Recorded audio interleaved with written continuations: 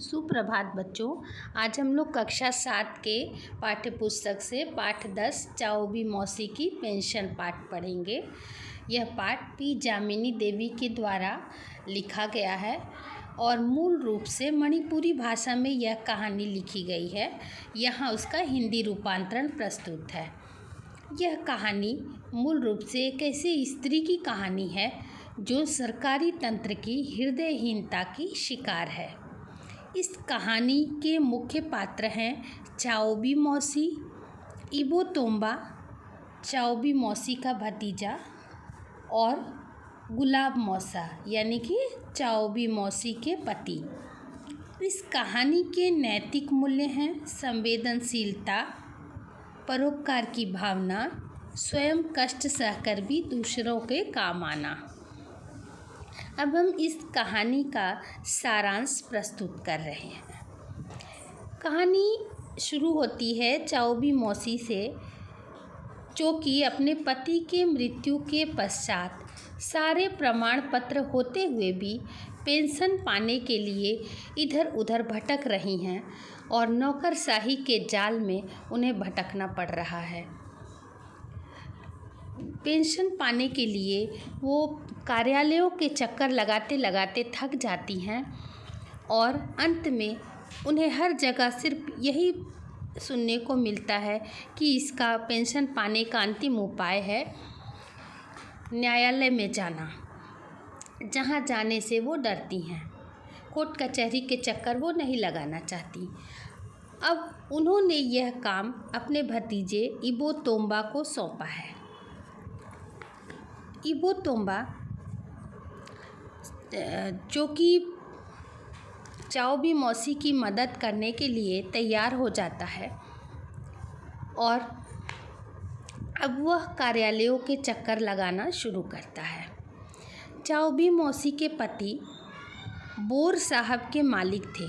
साहब जब मणिपुर जाने लगे थे तो मणिपुर छोड़कर जब जाने लगे थे तो उन्हें असम राइफल्स का माली बना गए और अब वो चल बसे थे और उनके पेंशन के लिए चौबी मौसी प्रयास कर रही थी। वो थक चुकी। अब इबो तोम्बा प्रयास कर रहा था। उसने अपने स्वयं के काम के लिए कुछ पैसे इकट्ठे किए थे। वो 10,000 रुपये चौबी मौसी के हाथ में देता है और उनसे ये आश्वासन भी उन्हें देता है कि वो पेंशन निकलवाने में उनकी पूरी सहायता करेगा और वह चक्कर लगाना शुरू करता है। कार्यालय के चक्कर लगाते लगाते वो भी थक जाता है और उसे भी अंतिम रूप में यही सुनने को मिलता है कि इसके लिए कोर्ट जाना पड़ेगा और वह भी हार जाता है।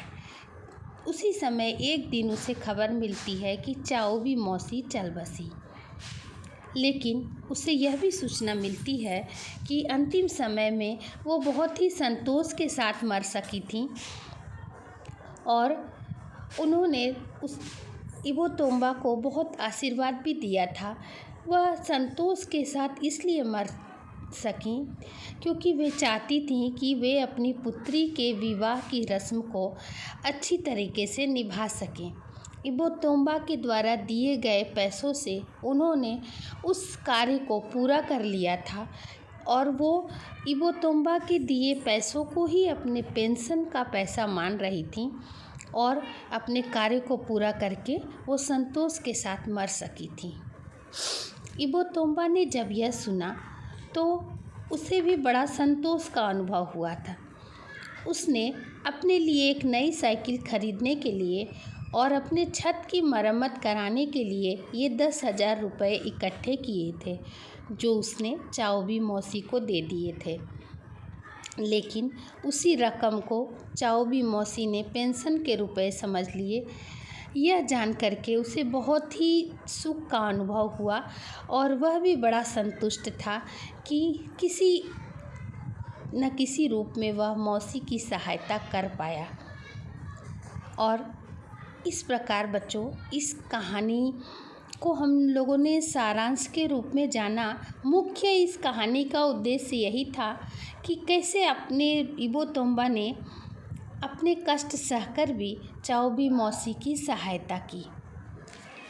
तो ये इंसानियत के नाते उसने बहुत बड़ा काम किया और हमें एक अच्छी सीख भी दी। अब हम मिलते हैं अपनी अगली कक्षा में। धन्यवाद बच्चों।